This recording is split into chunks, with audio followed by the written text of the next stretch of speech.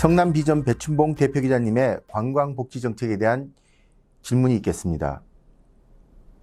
안녕하십니까. 성남비전 배춘봉 기자입니다. 예, 반갑습니다. 회장님께 질문 드리겠습니다. 예. 성남 시트투어가 현재 이름만 있고 실속 없이 운영되는 것 같습니다.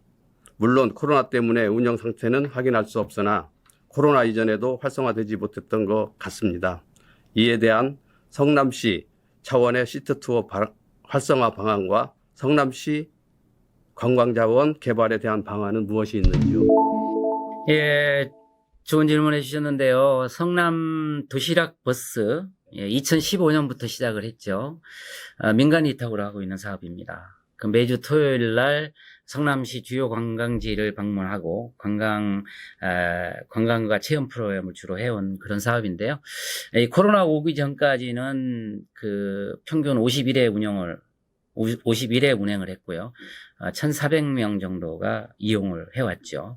뭐 아까 말씀 주신 것처럼 그렇게 크게 활성화는 되지 않았지만 성남 도시락 버스가 사실은 시작이 절반이라고 우리 성남의 관광을 활성화시키는 데 기여를 해온 것은 사실입니다. 그럼에도 불구하고 코로나가 닥치면서 이 사업 자체가 지금 중단이 돼 있는 상태죠. 할 수가 없게 된 겁니다. 우선은 그렇기 때문에 이것이 코로나가 언제 진정이 될지 모르지만 그럼에도 불구하고 지금 상황에 맞는 트렌드로 이 사실은 좀 전환할 필요성은 있다 이렇게 생각을 합니다. 그래서 요즘 트렌드에 맞는 근거리 혹은 그 야외 활동, 이런 소규모 가족 단위로 하는 이런 또 자동차를 이용하는 이런 패턴에 맞는 이 관광 상품 이런 것들을 준비할 필요성 있다 이렇게 공감을 합니다. 사실 이 관광 산업이라는 게 코로나에 있어서 이 코로나가 확산될까 봐 우려를 하는 그런 측면도 있지만 사실은 이 코로나로 지친 시민들의 그 마음을 극복시키는 블루 코로나라는 점으로 볼 때는 또 코로나 방역 철저하면서 할 필요도 있다고 이렇게 생각을 합니다. 그렇다고 볼 때 우리 성남시가 지금까지 해왔던 도시락 버스의 형태가 아니라 좀 몇 가지 다양한 형태로 저는 할 필요성이 있다고 보는데요. 첫 번째는 이 소규모 체험형 관광 이런 것들이 필요하지 않을까 싶습니다. 우리 이 성남에는 이 전통공예 명장이 3분이나 계십니다. 뭐 전통공예 여러 가지 다양한 때 지성공예도 있고 뭐 자개농을 만드는 분도 있고 이렇게 그런 그 전통공예 명장들과 함께하는 체험관광 이런 것들 할 수 있다고 저는 보고요. 그다음에 탄천이 매우 소중한 공간이 됐기 때문에 탄천의 계절별로 사실은 관광할 수 있는 코스가 많습니다. 코스모스 필 때도 그렇고 벚꽃 피울 때도 그렇고 뭐 밤에 야경도 그렇고요. 이런 것들을 하나의 관광 상품으로 하는 것들 필요할 것 같고요. 또 우리에게 소중한 청계산이나 남한산성도 야경 프로그램이랄까 뭐 이런 것들 소규모로 만들어서 이 관광 상품화 하는 것들 저는 필요하다고 보고요. 그다음에 세 번째는 이제 우리 시가 의료 관광 하고 있지 않습니까? 이 의료 관광 매우 중요한데 의료 관광 그것도 이 방역 지침을 지키면서 소규모 형태로 하는 노력 이렇게 필요하다고 보고요. 그다음에 이 판교 테크노밸리가 우리한테는 매우 소중한 공간이잖아요. 최첨단 도시이고 게임 산업 뭐 이런 것들도 중요하지 않습니까? 이런 부분들도 관광 상품화해서 집단적이 아니라 소규모로 체험하고 방문할 수 있는 관광 상품 만들어내야 된다고 저는 보고요. 그다음에 우리 성남시의 자볼도 매우 중요한 관광 자원 중에 하나입니다. 지금 자볼대에 가보면은 손으로 만든 제품들 전시하고 체험할 수 있는 공간이 있습니다. 이런 것도 관광 상품화 해야 된다고 봅니다.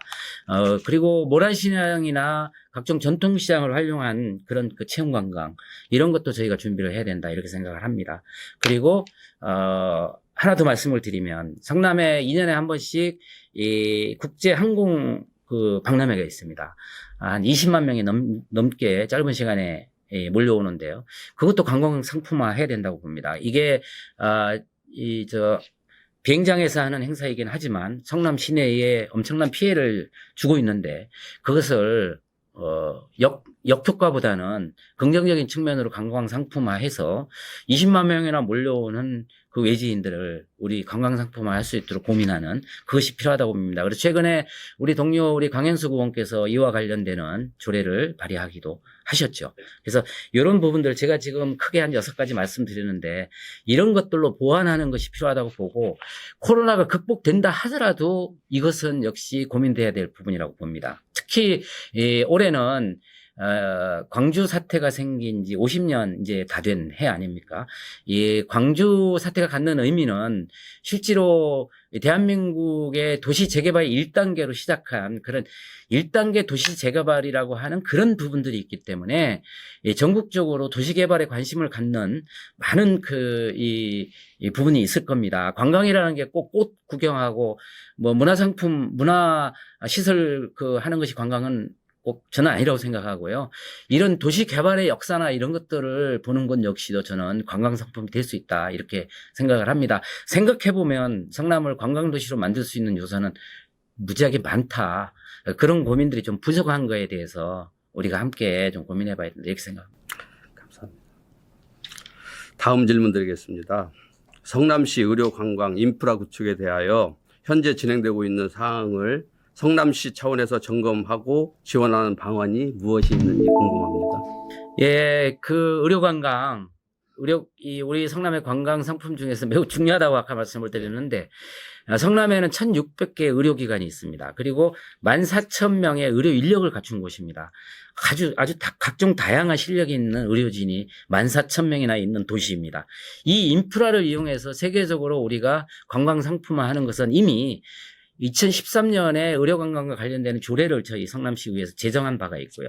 그에 따라서 의료관광을 상품화하기 위한 것으로 지속적인 노력을 해왔죠. 그 중에 하나가 2019년부터 실제로 이루어진 게 2019년 기준에 보면은 5,235명의 외국인 환자들이 성남에 와서 진료를 받고 간 그런 경험이 있습니다.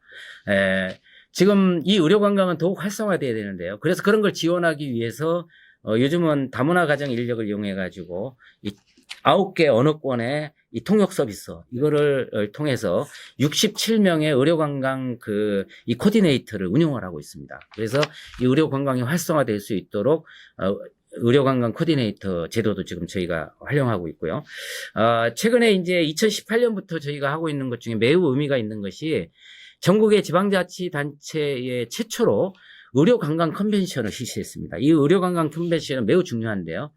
의료관광을 접목해서 의료기기나 의료시설 이런 것들을 상품화하고 그런 것들이 전시가 돼서 전 세계적으로 바이어들이 찾아올 수 있도록 하는 그런 것인데요. 상당히 성과가 많았죠. 2019년만 해도 64개사 한 25,000명이 와서 47억이나 계약을 맺고 간 그런 사례가 있습니다. 이런 부분들이 의료관광과 연결돼서 되기 때문에 이런 것들을 지원할 수 있는 것들을 성남시가 최대한 인프라를 만들어내는 것이 필요하다고 봅니다. 뭐 각종 숙박시설이나 관광시설, 연계된 관광시설 이런 것들을 연계시키는 것 이런 노력이 필요할 것 같습니다. 다음 질문 드리겠습니다. 성남시 장애인 콜센터 운영 상태와 서비스 향상 등 장애인 대상으로 전반적인 실태 점검을 성남시 차원에서 해야 한다고 사료되는데요. 여기에 대한 의장님 생각은 어떠신지요? 예, 장애인 콜택시 성남에 80대 지금 현재 운영하고 있습니다. 정부의 교통약자 이동 편의 증진법에 따라서 의무적으로 사실은 성남 시민 기준으로 하면 46대가 운영이 돼야 되는데 성남시는 80대 운영하고 있습니다. 장애인 인구 150명당 한 대가 운영되고 있는데요. 뭐 다른 지자체에 비해서 결코 부족하지 않게 장애인 택시, 장애인 운송수단을 활용을 하고 있습니다. 뭐 가격도 저렴하게 하고 있고요. 이용 대상 기준으로 보면 2019년 기준으로 약 8,000명 정도가 이용을 하고 있죠. 그 정도로 많이 이용을 하고 있는데요. 과거에는 이 장애인 콜택시를 이용 대상 범위가 매우 협소했죠. 중증 1급이 1, 2급이나 지체장애 1, 2급만 이용을 했었죠. 근데 지금 좀 확대를 해가지고 이 장애 정도가 심각한 사람 중심으로 이제 할 수 있는 분들이 확대가 됐습니다. 지금 이제 이용할 수 있는 장애인이 약 13,000명 정도가 이 장애인 콜택시를 이용할 수가 있습니다. 그러다 보니까 이제 이용자가 많다 보니까 대기 시간이나 그 예약제나 이런 것들에 대한 불편함이 좀 있겠죠. 그러나 그 불편함은 미리 좀 예약해 주시고 즉시 콜을 하게 되면 1시간 내에 달려갈 수 있도록 그런 체계를 갖추고 있기 때문에 아직 많이 부족하긴 합니다만은 장애인들에게 잘 제공되고 있다 이렇게 생각을 하고요.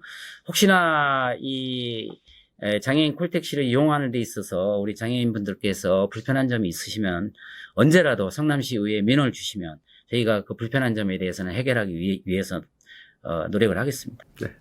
마지막으로 다음 질문 드리겠습니다. 성남시 노숙인 쉼터에 대해 행정적 지원을 성남시가 하고 있는 것으로 알고 있습니다. 성남시 의회에서의 이에 대한 관리 감독과 지원 방향은 무엇이 있는지 궁금합니다. 예, 노숙인, 우리와 함께 살아가는 사람들이죠. 그 코로나 때문에 힘들기 때문에 더욱 이 노숙인의 문제는 심각합니다. 노숙인 중에 길거리에 풍찬 노숙하는 노숙인이 성남에 53명이 있고요. 그 다음에 자활시설에 들어가 있는 분이 27분이 있고요. 그 다음에 일시보호나 고시원에 있는 분들이 17명입니다. 약 100여 명 정도의 노숙인이 있습니다. 사실은 우리 사회가 사회적 문제, 사회적 병폐를 해소하지 않는 이상 이런 노숙인은 언제든지 발생할 수 있습니다. 이 노숙인들을 만나고 상담하고 자활시키고 그래서 정상적인 생활로 돌려보내려고 하는 게 우리 정책의 중심이 되어야 되는데요. 그런 노력을 우리 성남시에서는 종합지원센터를 통해서 하고 있습니다. 하루에 3번 정도 순회를 하도록 하고 있고 그분들에게 각종 편의시설을 제공하고 있고 또 이 노숙인 쉼터에 와서 잠을 잘 수 있게 하고 이런 것들을 지속적으로 저희가 그 종합지원센터를 통해서 하고 있고요. 기타 민간에서 운영하고 있는 내일을 여는 집이나 안나의 집 이런 곳에서도 노숙인과 관련되는 정책들을 하고 있습니다. 저희 성남시에서 위탁 내지는 보조를 통해서 하고 있는데요. 이분들이 매우 고생을 하고 있죠. 고생을 하는 것에 비해서 저희가 대접을 좀 못 해드리고 있는 게 사실 현실입니다. 100명밖에 안 되는데 어마어마한 예산을 줄 수 없는 줘서는 안 되지 않냐 이렇게 의문을 제기하시는 분도 있을 수 있는데 저는 100명밖에 안 되는 노숙인일지라도 그것이 우리 사회가 안고 가야 될 문제이기 때문에 이 문제를 개선하기 위한 그 노력과 재정적인 지원 저는 계속돼야 된다고 봅니다. 최근에 이제 코로나 때문에 이 노숙인과 관련되는 시설들 이 시설 종사자들에게 이 코로나와 관련되는 것들을 대책을 좀 저희가 세우고 있는 게 있는데 매주 코로나 PCR 검사 이 코로나에 문제가 있는지 하는 PCR 검사 매주 노숙인 종사자들에게 실시를 하고 있습니다. 그래서 노숙인 종사자들과 노숙인들이 이 코로나로 확진되는 어떤 그런 것들을 막기 위한 노력이 요즘 우리가 하는 일 중에 중요하고요. 기타 노숙인들이 과거에는 이제 무료 급식센터 가서 밥도 먹고 이랬는데 코로나 때문에 그런 부분들이 애로사항이 많아서 도시락 지원이나 이런 것들이 되고 있는데 그런 부분들도 노숙인들이 굶지 않도록 저희가 지원하는 노력 그런 거 우리가 잘 해야 된다고 봅니다. 네, 감사합니다. 수고하셨습니다. 끝으로 의장님의 성남시 기자클럽 독자들과 시민들에게 마지막 한 말씀 부탁드립니다. 예, 성남시 기자클럽 우리 관계사 여러분 그리고 독자 여러분 좀 생소한 오늘 인터뷰를 했습니다. 여러분의 대표자님들과 많은 질문들을 나눠봤는데요. 성남의 각종 다양한 정책들에 대해서 나눠봤습니다. 지금 오늘 주신 그 여러 가지 질문들이 곧 우리 성남 시민에게 필요한 정책들을 우리 기자분들께서 해주신 것이고요.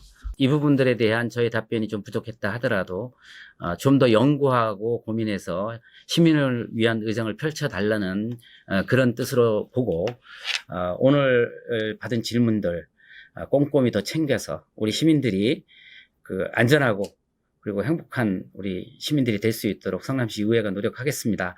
올해는 성남시 의회가 개원한 지 30년입니다. 이 30년, 지나간 30년을 되돌아보고 앞으로 다가오는 30년을 준비하면서 오로지 성남 시민만을 보고 가겠다는 말씀을 드리겠습니다. 고맙습니다. 장시간 의장님 답변 감사드립니다. 이것으로 오늘의 기자간담회를 모두 마치겠습니다. 감사합니다.